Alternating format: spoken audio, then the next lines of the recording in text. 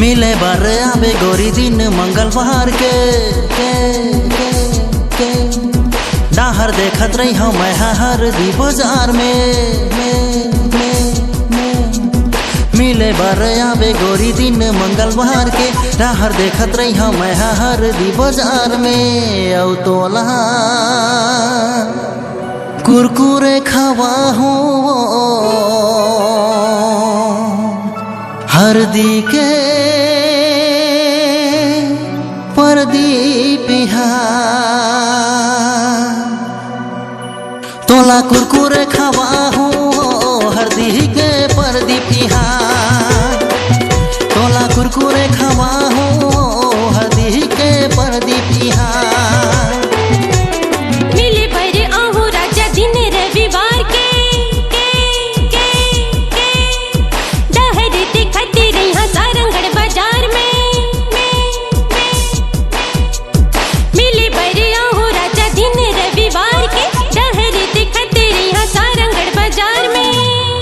औ तोला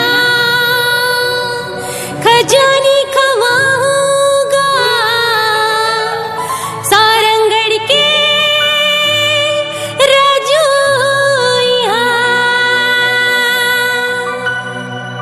तोला खजानी खवाऊंगा सारंगढ़ के राजू तोला खजानी खवाऊंगा सारंगढ़ के राजू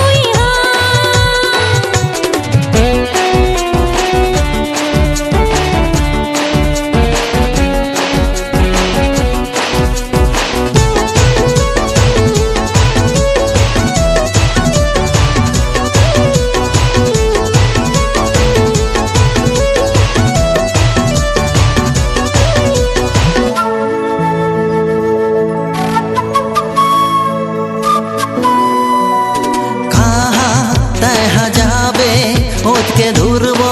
सरसिवा इहा तहा खाले हरदी के वो कीर्तन इहा भेड़वन चाहे उलखर चाहे गोसिर जाबो ना टोला मैं घुमा हूँ ऑटो चढ़ के गोपाल भवना तोर संग आवा मैं हजी डरथे धक धक धक धक धक पूरे दिल करथे तोर संग आवा मैं हजी करथे धक धक धक धक धक धक पूरे दिल करथे औ तोला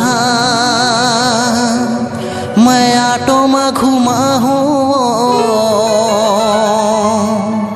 हरदी के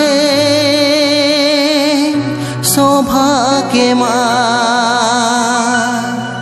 तोला ऑटो में घुमा हूँ हरदी के शोभा के माँ तोरबा रिचार्ज करा हूँ हरदी के संदीप इहा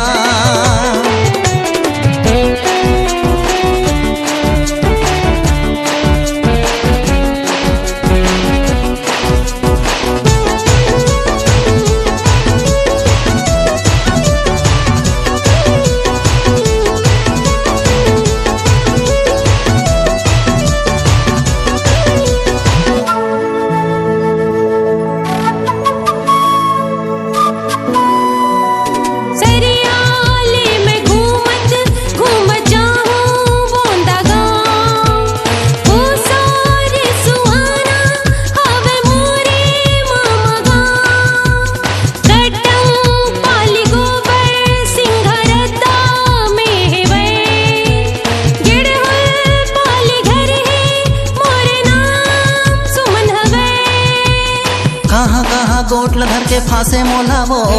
हरदी के आलू भजिया खा लेते हैं वो